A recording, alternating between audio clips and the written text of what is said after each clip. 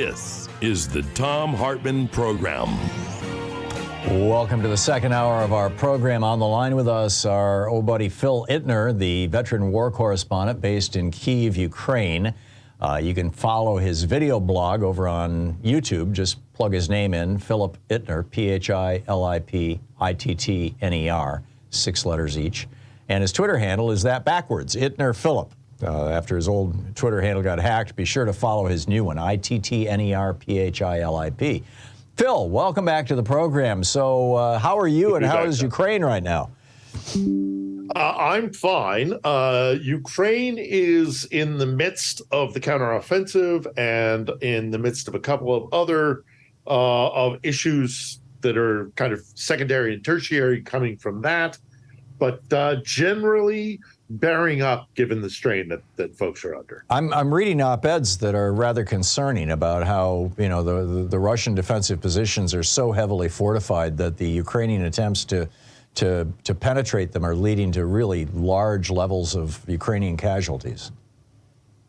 Yeah, that's the problem, is that the Russians had a good 8 months where they were pretty much undeterred in their ability to dig in.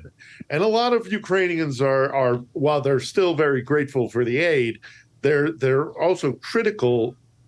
How to put this? They're critical of the criticism that they're getting because they had to beg for every piece of kit that they got. Russia had that time to entrench. And now, as they are conducting their counteroffensive, they're being expected to do things this is what their argument is. I'm just relaying it. They are saying that you have tied one arm behind us when you talked about these modern Western NATO tactics. You didn't give us F-16s. You didn't give us long-range artillery. And in order to actually function as you have trained our forces to do, we don't have all the tools in our toolbox that we need. Right. So there's frustration there. But nevertheless, despite the criticisms that are coming, and I hear it here on the ground that there was hope for a quicker counteroffensive. The counteroffensive is, despite the criticisms, is slowly moving forward. They crossed, Ukrainian forces crossed the river, the Dnipro, this week, which is a huge deal, and they're pushing out from that on the eastern bank of the river, allowing more and more infrastructure to be built in, kind of like the D-Day landings pushed out. And then as, supply trains were created behind it, it allowed the offensive line to push harder and harder. Now that the Ukrainians are on the other side of the river, there is some cautious optimism that might see some groundswell, some more momentum gathered on the offensive side. Now, I just a few minutes ago on MSNBC, I saw a video of a small mushroom cloud going up in Moscow. Apparently, Moscow is under attack. These drone attacks. Moscow is claiming that they're coming from Ukraine, which is a hell of a long way from Moscow. I'm wondering if these are Ukrainians attacking Moscow or if these are just pissed off Russians. I mean, they have somewhere between 100 and 250,000 dead now Russian soldiers because Putin, started this ill-advised war, and he's still drafting people and imprisoning people. What are you hearing? Well, I mean, along the lines that there are Russians who are dissatisfied. Just heard today also that the head of the Yandex.ru web network, it's basically like a Russian Yahoo. The guy who started that, who's comfortably living in Israel and can say stuff like this, has come out very verbally against the war. So there is dissatisfaction and growing dissatisfaction clearly within the Russian population and the Russian nationals. When it comes to the drone issue, whether or not it was Russians or not, now I've seen some of these drones that have been shot at Moscow, and they are not your little consumer-sized drones. These are large drones, more akin to the our Reaper drones. That kind of, not that big, about 2/3 the size of that.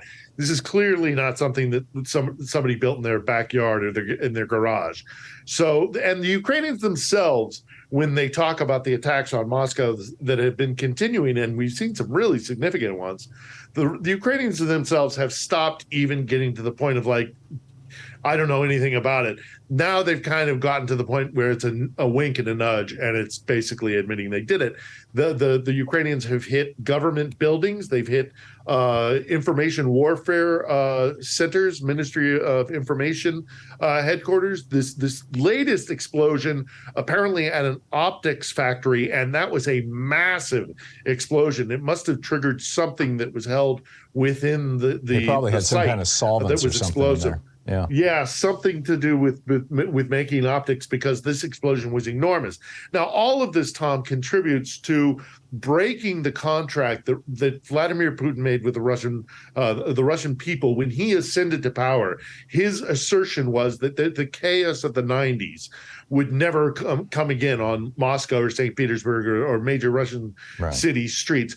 Well, this is worse than the 90s. These are attacks. What happened in the 90s was corruption and, gang-on-gang violence. This is warfare. Yeah, wasn't his essentially the deal that he offered the Russian people? I mean, it was never quite this explicit, but I think everybody understood it was, let me be corrupt, let me be rich, let me and the oligarchs do our thing, and we will give you peace and prosperity. That's right. Not only that, we will rein in the mafia, we will rein in the violence that's happening in the streets between the oligarchy, which were basically, in essence, criminal gangs. I'll bring them into the fold, and in so doing, control them. And that will be, as you say, not explicitly said, but this was the deal, that the killings on the streets, the car bombings, the assassinations, and just the general lawlessness on the streets of major cities in Russia would end, because the 90s were just, it was the wild, wild west. Right. And that did indeed stop. But now, 20 years plus, give or take years later, we're getting, they're getting drones blowing up factories in their suburbs. That is not the contract that Vladimir Putin made with the Russian people, and it's no doubt going to cause a lot of anger and frustration among the Russian population. Where, if that can be directed against the Ukrainians, that'll serve the Kremlin's purposes. But can they control it? Well, that's a big question. Yeah, it certainly seems that way. You said they've crossed the Dnieper River.